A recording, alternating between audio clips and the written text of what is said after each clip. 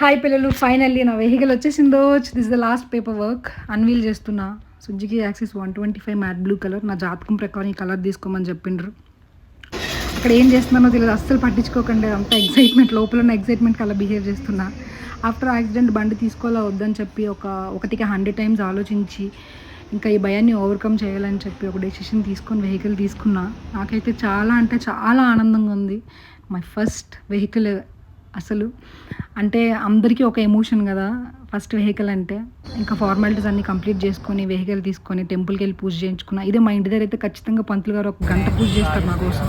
But ఇక్కడ బెంగళూరులో ఆయన ఏదో చేశారు, బట్ నాకేదో అర్థం కాలేదు. బట్ నేను ఒకటే మొక్కుకున్నా, డియర్ బండి నువ్వు మంచిగా చూసుకున్నాను పడేయకుండా, నేను పడేయకుండా మంచిగా చూసుకుంటా. మనిద్దరం ఒకరికొకరు అర్థం చేసుకొని ఒక రిలేషన్షిప్ మెయింటైన్ చేస్తే ఇద్దరికి మంచిదని చెప్పి ఇంకా లేటర్ బండి కింద నిమ్మకాయలు పట్టి బండి స్టార్ట్ చేయమని చెప్పారు పంతులు గారు.